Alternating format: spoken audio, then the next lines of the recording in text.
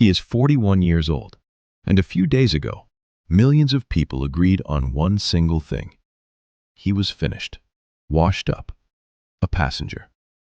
After his team stumbled in their very first game at the World Cup, the verdict was everywhere. Too old, too slow, holding everyone back. Retire him, bench him, the show is over. And then, almost as if he had heard every single word, he answered. Not with a speech, with his feet. And he did something that no footballer in the entire history of this sport had ever done before. Quick thing before we go further, and I promise it is relevant.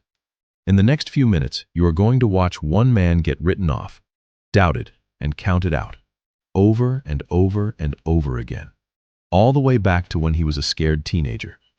So do me a small favor and tap that subscribe button right now, while he is still being underestimated. Because by the end of this story, you are going to feel a little silly if you did not. Trust me on that one. Here is the strange part. The thing you just saw, the old man, written off, and then coming back to humiliate everyone. That is not new. It is not even rare. That is, quite literally, the entire shape of his life. To understand why he keeps doing this, we have to go all the way back. Back to a tiny island, a poor family, and a heart that almost ended his career before it ever truly began. He was born on a small island called Madeira, a little speck in the Atlantic, off the coast of Portugal. And he was not born into anything close to comfort. The whole family shared one small house. His mother cooked and cleaned for other people just to keep food on the table. His father worked as a gardener for the town, and on weekends, he carried the kit bags for the local football club. Money was tight. Christmas presents were rare, and his father carried something far heavier than any kit bag, a long and painful struggle with alcohol that would one day take his life. So this kid had two things in the world. Almost nothing in his pockets, and a ball at his feet that he simply refused to put down. He played in the street. He played until it got dark, and then he played some more. His teachers complained that he cared about football and basically nothing else. He even got thrown out of school after losing his temper with a teacher. He was stubborn, emotional, a little wild, and completely, hopelessly obsessed. And at 15, that obsession nearly ended for good. Doctors found a problem with his heart.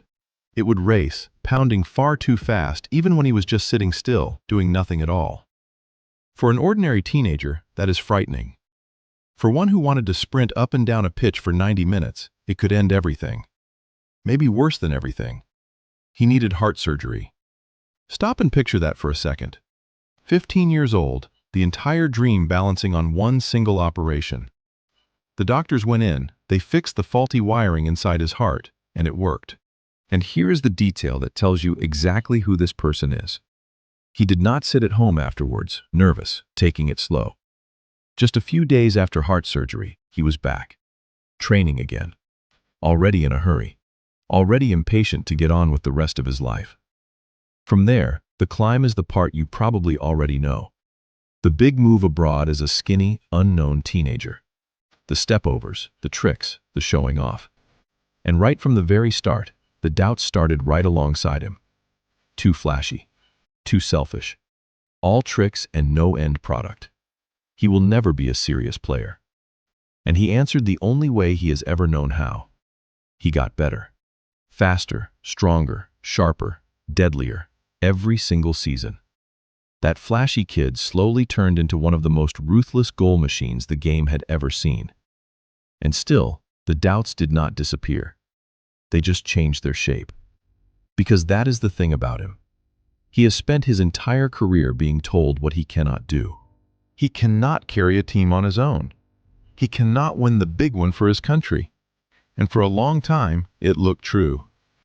When his nation finally reached a major final, he got injured early and had to limp off the pitch in tears. His team won it anyway, with their captain roaring instructions from the sideline like a man possessed. But even his greatest triumphs somehow arrived wrapped in the words, "Yeah, but." So let the clock run forward. The legs get a little older. The number next to his name climbs. 35, 37, 39, 40. And every single year, the chorus gets louder. He is slowing down. He is only a goal scorer now. He should retire on a high. He is living off the past.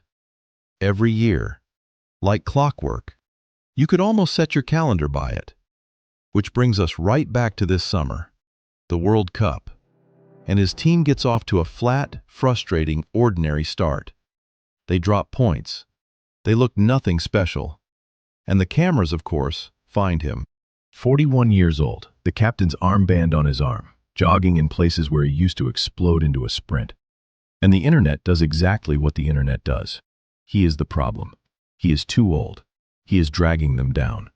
Let the young players take over. We have heard it 1,000 times before. But this time, surely, finally, the doubters actually had a point, right? A few days later, his team walks back out onto the pitch, and the old man goes to work. He scores. Then he scores again. 2 goals in one night. His team wins, and they win big. And as those goals hit the net, the record books quietly catch fire. Because with that performance, he becomes the highest scorer his country has ever had in World Cup history. And then comes the bigger one. The one that had never, in all these decades, been done by anyone. He becomes the first footballer ever to score at 6 different World Cups. 6 of them, across 20 years. There are players retiring right now who were tiny children when he scored his very first World Cup goal. And he is still out there, still finding the back of the net on the biggest stage on the planet. And his reaction to all that noise, all that burying him alive? Basically a shrug. He has been doing this for more than 2 decades. He knows the routine by heart. When the team plays badly, the cameras find him first, and the blame lands on him hardest. He has said it himself. He is used to it by now. And then he simply let the football do the talking, exactly like he always has. So here is the real question this whole story leaves sitting in front of you. Why does this keep happening? Why does the same man keep getting buried and keep clawing his way back out of the grave? It is tempting to just say talent. But talent gets written off all the time. Plenty of gifted players faded away quietly at 30 and were never heard from again. The thing that is actually rare here is not the skill. It is the refusal. That 15-year-old who jumped off the operating table and ran straight back to training is the exact same person as the 41-year-old shrugging at an entire stadium of critics. For him, the doubt was never the obstacle. The doubt was the fuel. And maybe that is the uncomfortable little lesson hiding inside a football story. We love to decide when somebody is finished. It feels safe. It feels logical. Sometimes it even feels kind. Retire on a high. Quit while you are ahead. But every so often, someone looks at that perfectly reasonable verdict, the one everybody agrees on, and simply refuses to accept it. And he is not done yet, by the way. As you are watching this, his team is still alive in the tournament, still fighting, and he still has that hungry, slightly ridiculous look in his eye. The one that quietly says he thinks there is one more record out there somewhere with his name on it. And honestly, after everything you just heard, would you really bet against him? Because if a poor kid from a tiny island with a broken heartbeat and empty pockets can rewrite the record books at 41, it really does make you wonder. How many other impossible stories are still out there, hiding inside this sport, just waiting for someone to finally tell them?